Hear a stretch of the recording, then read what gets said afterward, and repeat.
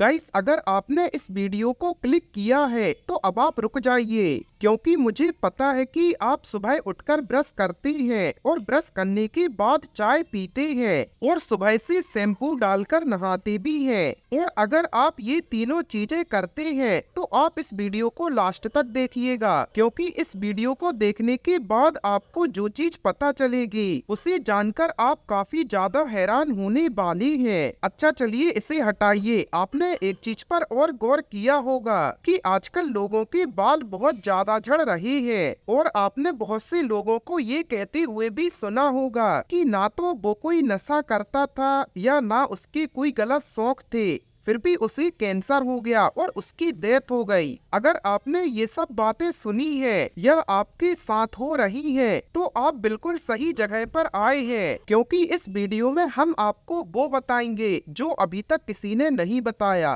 तो फिर चलिए वीडियो को शुरू करते हैं।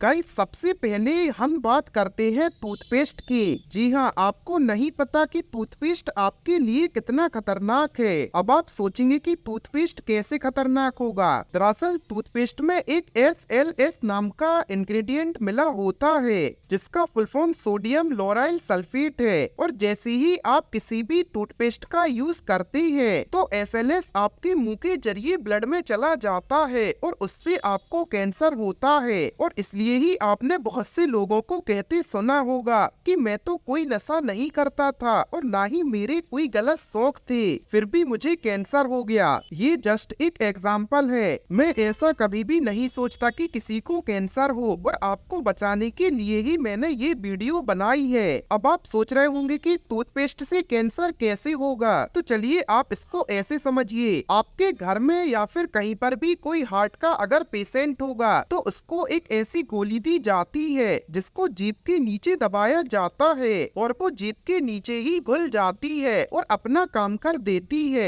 और ठीक ऐसे ही जब आप टूथपेस्ट ब्रश के साथ करते हैं तो वो आपके जीभ के नीचे कैपिलरीज में जाता है और उनके थ्रू डायरेक्ट ब्लड में एंटर करता है और ऐसे SLS आपकी बॉडी में एंटर कर जाता है। और ये SLS बाद में हमारी बॉडी में कैंसर जैसी खतरनाक डिसीज को पैदा करता है।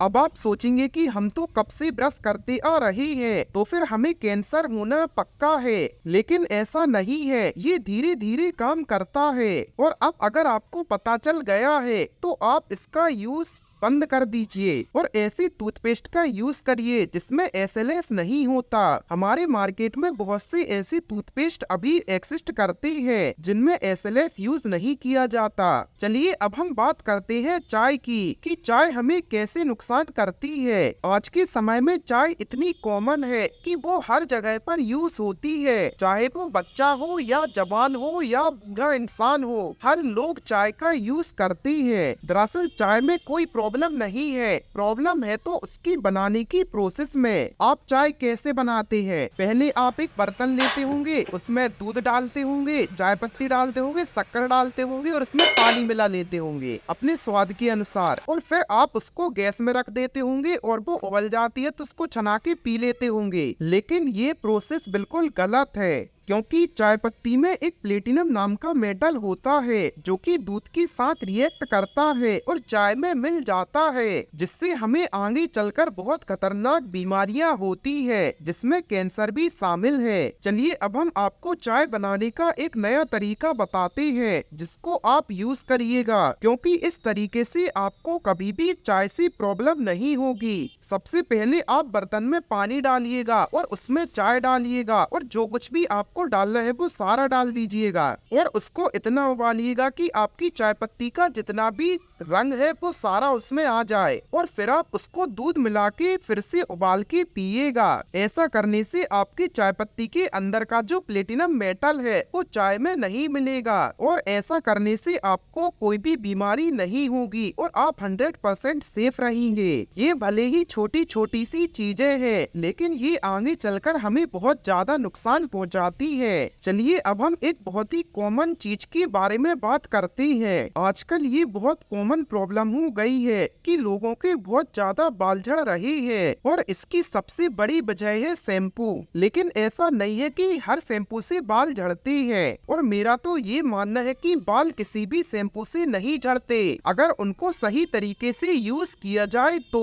अच्छा, आप शैम्पू का कैसे यूज करते हैं? डायरेक्ट हाथ में शैम्पू लेते होंगे और उसके सिरप करके और बालों में लगा लेते हो। क्या आप ऐसा ही करते हैं? अगर हाँ तो आप बिल्कुल गलत है, क्योंकि शैम्पू का ऐसे यूज नहीं किया जाता। क्योंकि शैम्पू एक जेल टाइप सब्सटेंस होता है जो कि बहुत ज्यादा चिपचिपा होता है और जब उसको आप डायरेक्ट अप्लाई करते हैं तो वो आपके बालों में जाकर बैठ जाता है और वो ऐसे पानी डालने से नहीं निकलता। और कुछ टाइम बाद जितनी जगह पर वो शैम्पू का ट्रेसेस लगे हुए हैं उतनी जगह के बाल गिर जाते हैं और बालों के साथ ही वो निकलता है और इसलिए ही आजकल इतनी ज्यादा बाल झड़ रहे हैं। अब आप सोचेंगे कि शैम्पू को कैसे यूज करें, तो चलिए अब हम आपको शैम्पू यूज करने का एक सही तरीका बताते हैं। आप सबसे पहले एक मग में थोड़ा सा पानी लीजिए और उसमें शैम्पू को डालिए और अच्छा उसका एक सॉल्यूशन बना के फिर अप्लाई करें। ऐसा करने से आपके बालों में ये शैम्पू के ट्रेसेस नहीं रुकेंगे